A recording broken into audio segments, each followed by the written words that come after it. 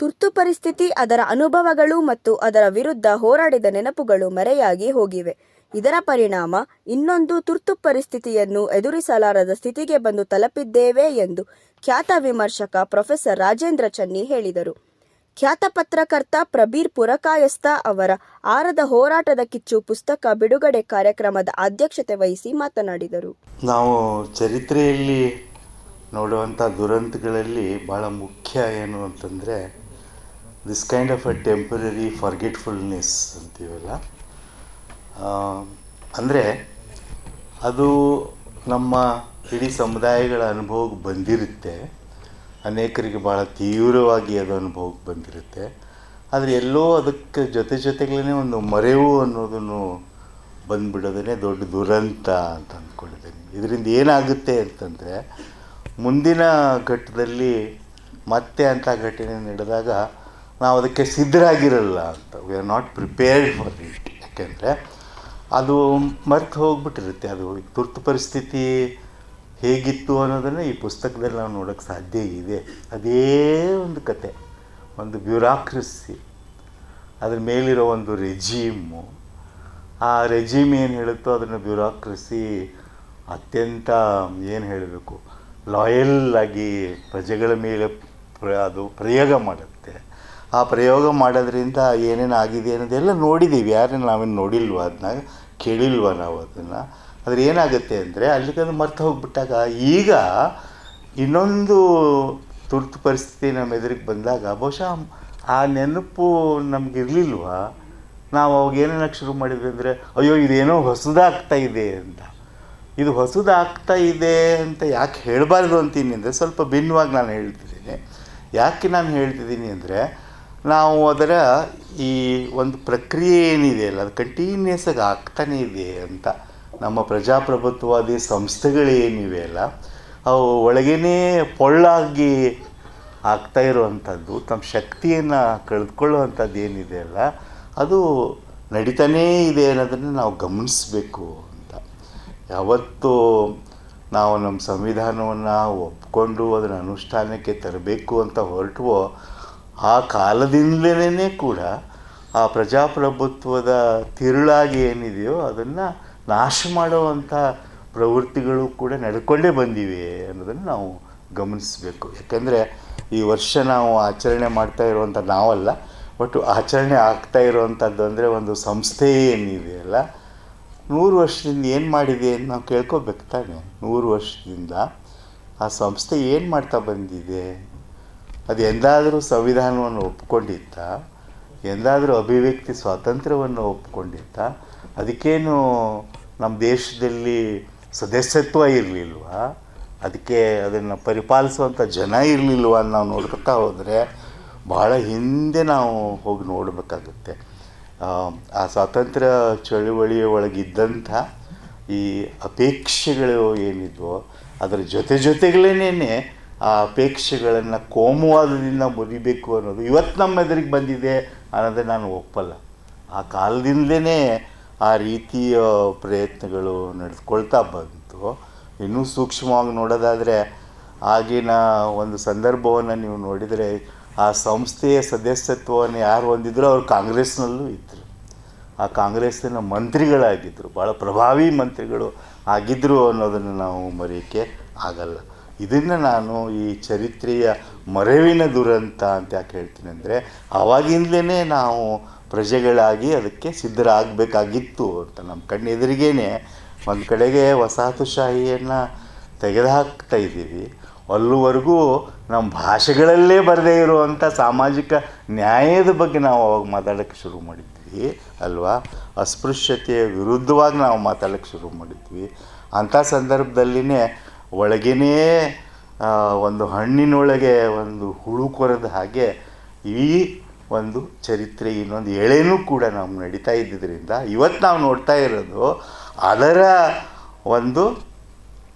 ಆ ಒಂದು ಎಳೆ ಅಂತ ನಾನು ಏನು ಹೇಳ್ತಾ ಇದ್ದೀನಲ್ಲ, ಯಾವುದು ಸ್ವಾತಂತ್ರ್ಯವನ್ನೇ ವಿರೋಧಿಸ್ತೋ, ಯಾವುದು ಸಂವಿಧಾನವನ್ನೇ ವಿರೋಧಿಸ್ತೋ ಆ ಒಂದು ಚರಿತ್ರೆ ಎಳೆಯ ಈ ಒಂದು ಘಟ್ಟಕ್ಕೆ ನಾವು ಇವತ್ತು ಬಂದು ನಿಂತಿದ್ದೀವಿ, ಯಾವುದನ್ನು ಅಘೋಷಿತ ಅಂತ ನಾವಿವತ್ತು ಕರಿತಾ ಇದ್ದೀವಿ. ಯಾಕೆ ಇದನ್ನು ಹೇಳ್ತೀನಿ ಅಂದರೆ, ಇಲ್ಲಿದ್ರೆ ಎದುರಿಗಿರುವಂಥ ಪ್ರಶ್ನೆ ಏನಂದರೆ, ಒಂದು ಆಶಾವಾದದ ಬಗ್ಗೆ ಇವತ್ತು ಮಾತಾಡಿದ್ವಿ, ಅದು ನಾನು ಹೇಳಲೇಬೇಕು.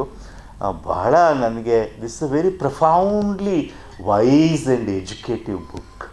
ಕೇವಲ ನಾವು ಅದನ್ನು ಎರಡೂ ಎಮರ್ಜೆನ್ಸಿಗಳ ವಿರುದ್ಧ ಇರುವಂಥ ಪುಸ್ತಕ ಅಂತ ನಾವು ನೋಡಬಾರ್ದು ಅಂತ ಅನಿಸುತ್ತೆ ನನಗೆ. ಅದು ಪ್ರಮುಖ ಹೌದು, ಬಟ್ ಅದಕ್ಕಿಂತಲೂ ಮುಖ್ಯವಾಗಿ ಇದರೊಳಗೆ ಇರೋದು ಏನು ಅಂತಂದರೆ, ಒಂದು ವಿಸ್ಡಮ್ ಇದೆ. You don't have to assume that you are a hero made by history, but at the same time as it says, if you say you are a victim, you stand out of history, you are not a participant in history ಅಲ್ವಾ. ಅದಕ್ಕೆ ಇದು ಬಹಳ ನಮಗೆ ಈ ಪುಸ್ತಕ ಕೇವಲ ನಾನು ಹಾಗೆ ಓದಿಲ್ಲ, ಅದನ್ನು ಎರಡು ಕರಾಳವಾದಂಥ ಅನುಭವಗಳ ಬಗ್ಗೆ ಇದೆ, ಎರಡು ಕರಾಳ ರಾಜಕೀಯ ಸ್ಥಿತಿಗಳ ಬಗ್ಗೆ ಅದು ಖಂಡಿತ ಇದೆ. ಬಟ್ ಅದರ ಹಿಂದೆ ಇರುವಂಥದ್ದು ಒಂದು ಏನು ಇಲ್ಲಿಯ ಅದನ್ನು ಹೇಗೆ ಹೇಳಬೇಕು, ಅದು ಆಪ್ತವಾಗಿದೆ, ಅದು ಸಾಮಾನ್ಯವಾಗಿದೆ. ಅದು ಒಬ್ಬ ಪ್ರಜೆ ಆಗೋದು, ಒಬ್ಬ ಸಿಟಿಸನ್ ಆಗೋದು ಅಂದರೆ ಮೊದಲನೇ ಕೆಲಸ ಅಂದರೆ ಸಾಮಾನ್ಯವಾಗಬೇಕು ಅನ್ನೋಂಥದ್ದು. ಆ ಒಂದು ವಿಸ್ಡಮ್ ಈ ಇಡೀ ಕೃತಿಯಲ್ಲಿ. ಬಹುಶಃ ಯಾರಾದರೂ ಇಂಥ ಅನುಭವಗಳನ್ನು ನಾವ್ಯಾರಾದರೂ ಬರೆಯೋಕ್ಕೆ ಶುರು ಮಾಡಿದರೆ ತುಂಬ ರೆಟಾರಿಕಲ್ಲಾಗಿ ಬರೆದು ನಮ್ಮನ್ನು ನಾವೇ ಅದ್ರ ಒಳಗೆ ಒಂದು ಫೋರ್ಫ್ರಂಟಲ್ಲಿ ಇಡ್ತಾಯಿದ್ವಿ. ಇಲ್ಲಿ ಇಲ್ಲವೇ ಇಲ್ಲ. ಪ್ರಬೀರ್ ಈಸ್ ನಾಟ್ ದೇರ್ ಅಂತ ನನಗೆ ಅನ್ನಿಸ್ತು. He is not there. ಯಾಕೆ ಅಂತಂದರೆ ಈಸ್ ಅ ಸಿಟಿಸನ್ ಅಲ್ರಿ. ವೆನ್ ಬಿಲಿಯನ್ಸ್ ಆರ್ ದೇರ್, ಅವ್ರು ಹೇಳೋ ಹಾಗೆ ನಾವೇನು, ನಾನು ಒಬ್ಬ ತಾನೆ, one of the billion people ಅನ್ನೋ ಒಂದು ಹ್ಯುಮಿಲಿಟಿ ಏನಿದೆ ಅಲ್ಲ, ಬಹಳ ಕಷ್ಟದಿಂದ ಬರುವಂಥದ್ದು. ನಮ್ಮ ಸ್ಪಿರಿಚುವಲ್ ಗುರುಗಳು ಅವರ ಪ್ರತಿಯೊಬ್ಬರೂ ಕೂಡ ಒಂದು ಹೊಸ ಯುಗವನ್ನೇ ಸೃಷ್ಟಿ ಮಾಡ್ತೀವಿ ಅನ್ನೋ ಭ್ರಮೆಯನ್ನು ಹುಟ್ಟಿಸೋವಂಥವ್ರಿದ್ದಾರೆ. We do not want those spiritual gurus. ನಮಗೆ ಬೇಕಾಗಿರೋರು ಏನು ಅಂತಂದರೆ, those who refuse to preach, those who tell you that this is how we have lived and we should live ಅಂತ. ಇದು ಕೊನೆಯ ಮಾತನ್ನು ನೀವು ಓದಿದ್ರಲ್ಲ, ನನಗನ್ಕೂ ನಾನು ಭಾಳ ನಿರಾಶೆಯಲ್ಲಿದ್ದೆ. ನಾನು ಭಾಳ ಸಾರಿ ಹೇಳೂ ಇದ್ದೀನಿ, ಏನೂ ಆಗಲ್ಲ ಕಣ್ರಿ ನಮ್ಮಲ್ಲಿ ಅನ್ನೋವಂಥ ಒಂದು ನಿರಾಶೆಯಲ್ಲಿದ್ದಾಗ ಈ ಕೊನೆಯ ಮಾತು ಅವ್ರು ಹೇಳೋದು. ಇಷ್ಟೆಲ್ಲ ಆದಮೇಲೆ ಏನು ಹೇಳ್ತಾರೆ ಅಂದರೆ, ಇಲ್ಲಿ ಬಹುತ್ವದ ಬಗ್ಗೆ ಹೇಳ್ತಾರೆ ಅವರು. ಅವ್ರು ಹೇಳೋದು ಏನಂದರೆ, ಈ 75 ವರ್ಷ ರಿಪಬ್ಲಿಕ್ನಷ್ಟೇ ನನಗೂ ವಯಸ್ಸಾಗಿದೆ ಅಂತ ಹೇಳ್ತಾ ಮುಖ್ಯವಾಗಿ ಹೇಳ್ತಾ ಇರೋದು ಏನಂದರೆ, ಇಲ್ಲೊಂದು ಇದೆ ಅನ್ನೋದು, ಬಹುತ್ವ ಅನ್ನೋದು ಇದೆ ಅಂತ ಗ್ಲೋರಿಫೈ ಮಾಡೋದಲ್ಲ. ಆಗ್ತಾನೆ ಅವ್ರು ಹೇಳ್ತಾ ಇದ್ರು ನೋಡಿ, ನೀವು ಹೇಗೆ ಒಂದು ದೊಡ್ಡ ಸಬ್ ಕಾಂಟಿನೆಂಟನ್ನು ನೀವು even the most foolish dictator cannot think that he can homogenise this country. ಸಾಧ್ಯನಾ? ಅದು ಸಾಧ್ಯವೇ ಇಲ್ಲ ಅಂತ. ಯಾಕಂದರೆ ಅವನು ಆ ರೀತಿಯಿಂದ ಮಾಡಿ ನಾನು ಸರ್ವಾಧಿಕಾರಿ ಅಂತ ಹೇಳಬೇಕಾದ್ರೂ ಅವನು 40 ಭಾಷೆಯಲ್ಲಿ ಹೇಳಬೇಕಾಗುತ್ತೆ. Even if has to declare that he is a dictator, he has to speak in about 1000 languages we speak in India ಅಲ್ವಾ. And by the time he declares in all those 1000 languages, he won't be a dictator any longer ಅಲ್ವಾ. ಅಂಥ ಒಂದು ನಮಗೆ ಮಾಡಬೇಕಾಗಿರೋದು ಏನಾಗಿದೆ ಅಂದರೆ, to give this the political content ಅಂತ, ನನಗೆ to give it a political agency. ಅದಿದೆ ಆ ಬಹುತ್ವ ಅನ್ನೋದು.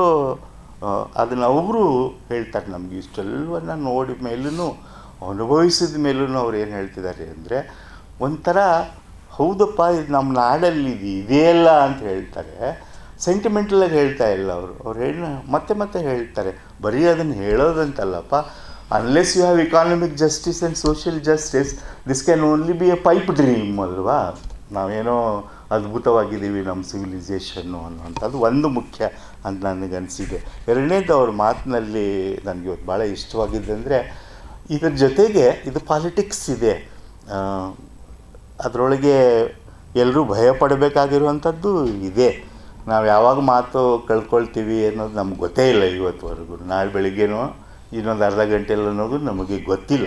ಅದೇನು ಎಕ್ಸಾಜರೇಷನ್ ಅಲ್ಲ, ಅಂಥ ಸ್ಥಿತಿ ಇದೆ.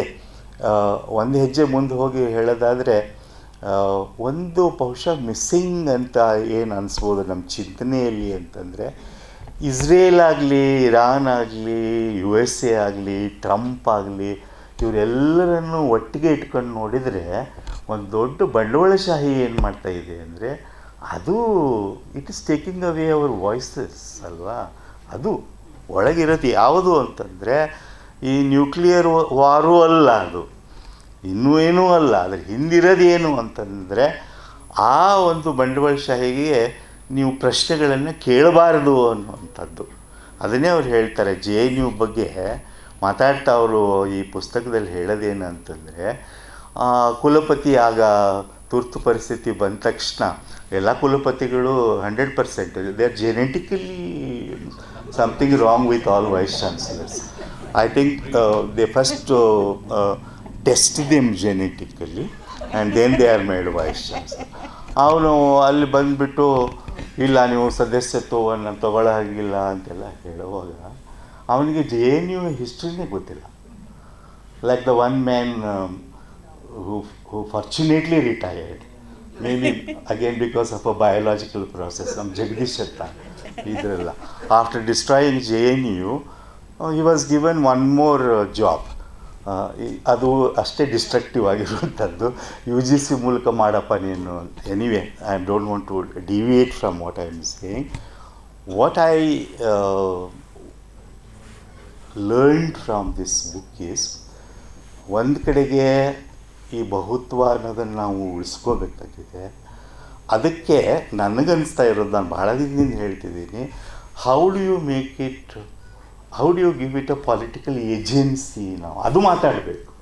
ಪಕ್ಷಗಳು ಮಾತಾಡಬಾರ್ದು. ಇವತ್ತು ಕಾಂಗ್ರೆಸ್ ಮಾತಾಡಿದ್ರು ನಮಗೇನು ಪ್ರಯೋಜನ ಇಲ್ಲ, ಇನ್ಯಾರು ಮಾತಾಡಿದ್ರು ತಕ್ಷಣದ ಪ್ರಯೋಜನ ಇಲ್ಲ.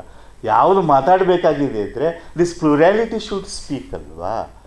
This desire for being together should speak. This desire for equality should speak, and that does not have a political register, that does not have a political language. ನಾವು ಅದನ್ನು ಅದಕ್ಕೆ ಕೊಡಬೇಕಾಗಿದೆ ಇವತ್ತು. ಅದನ್ನು ಕೊಟ್ಟರೆ ನನಗನ್ಸುತ್ತೆ ನಾವು ಮುಂದೆ ಏನೋ ಒಂದು ಬದಲಾವಣೆಯನ್ನು ನಾವು ಕಾಣಕ್ಕೆ ಸಾಧ್ಯ ಆಗುತ್ತೆ ಅಂತ. ಈ ಪುಸ್ತಕ ಇದು ಕನ್ನಡದಲ್ಲಿ ಗೀತಾ ಅವರು ಹೇಳಿದರು, ತಮಿಳಲ್ಲಾಗಿದೆ, ಎಲ್ಲ ಕಡೆಗಾಗಿದೆ, ಕನ್ನಡದಲ್ಲಿ ಮಾಡಬಹುದಾ ಅಂತ ಕೇಳಿದರು. ಅವರು ತುಂಬ ಕ್ವೈಟಾಗಿ ಹೇಳ್ತಾರೆ. She is a very polite and a very quiet way of telling you what you must do. she rang up and said, "Chenny, why not this?" ಅಂತಂದರು. ನಾನು ಅದಕ್ಕೆ ಇದು ಭಾಳ ಗಂಭೀರವಾಗಿದೆ ಅಂತ ಅದನ್ನು ಓದಿದ ಮೇಲೆ I am so happy today. ಕನ್ನಡಕ್ಕೆ ಒಂದು ಭಾಳ ದೊಡ್ಡ ಸೇರ್ಪಡೆ ಅಂತ ನಾನು ನಿಜವಾಗ್ಲೂ ಅಂದ್ಕೊಂಡಿದ್ದೇನೆ.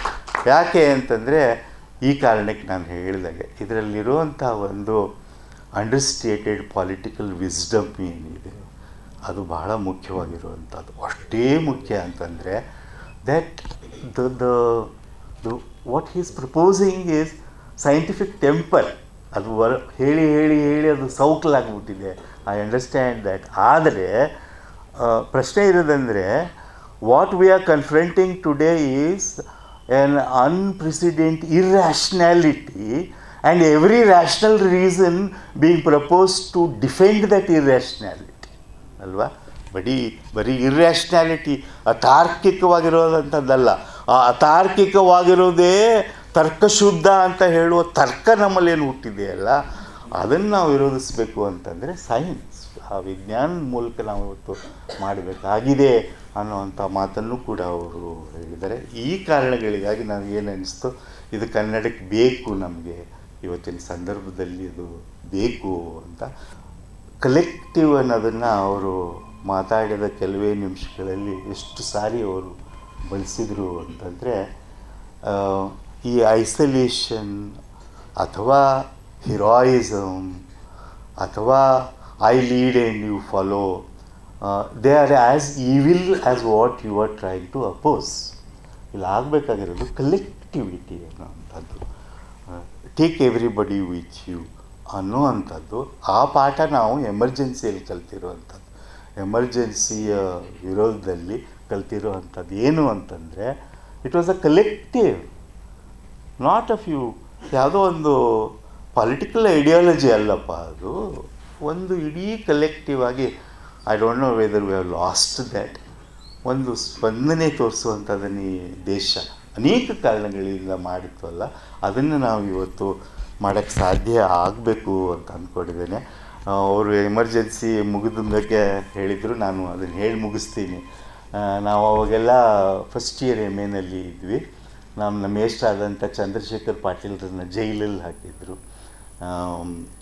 ಹಿ ವಾಸ್ ಇನ್ ಜೈಲ್ ತುರ್ತು ಪರಿಸ್ಥಿತಿನಲ್ಲಿ. ನಾವೆಲ್ಲ ಹುಡುಗರು ಕಡಪ ಮೈದಾನದಲ್ಲಿ ಹೋಗಿ ಅವಾಗ ಶುರುವಾಗಿತ್ತಲ್ಲ ಅದ್ರ ವಿರುದ್ಧ ಇಲೆಕ್ಷನ್ ಅನೌನ್ಸ್ ಆದಮೇಲೆ ಆ ಕಡಪ ಮೈದಾನದಲ್ಲಿ ಈಗಿರೋ ಸುಬ್ರಹ್ಮಣ್ಯ ಸ್ವಾಮಿ ಎಲ್ಲ ಆತ ಬೇರೆಯೇ ಇನ್ ಇಸ್ ಅರ್ಲಿಯರ್ ಅವತಾರ್. ನಾವು ಅವ್ರನ್ನೆಲ್ಲನೂ ನೋಡಿದ್ದೀವಿ, ಅಲ್ಲಿ ರಾತ್ರಿ ಎಲ್ಲ ಕಾಯ್ಕೊಂಡು ನೋಡ್ತಾಯಿದ್ವಿ. ಬೆಸ್ಟು ಉದಾಹರಣೆ ಏನಂತಂದರೆ, ನಾವು ಆ ಯುವಕರಿಗೆ ನಮ್ಗೆ ಇವತ್ತಿಗೂ ಮರೆಯೋಕ್ಕಾಗಲ್ಲ. ಅಂದರೆ ಆವಾಗ ಮೊಬೈಲ್ ಗಿಬೈಲ್ ಏನೂ ಇರಲಿಲ್ವಲ್ಲ. ನಾವೆಲ್ಲರೂ ಹೋಗಿ ಅಲ್ಲಿ ಪುರುಷೋತ್ತಮ ಭವನ ಅಂತ ಧಾರವಾಡದಲ್ಲಿದೆ, ಪಬ್ಲಿಸಿಟಿ ಆಫೀಸ್ ಇದೆ. ಅಲ್ಲಿ ಒಂದು ಗುಡ್ಡ, ಅದು ಗುಡ್ಡವೇ ಅದು, ಅಲ್ಲೊಂದು ಜಾತ್ರೆನೂ ನಡೆಯುತ್ತೆ.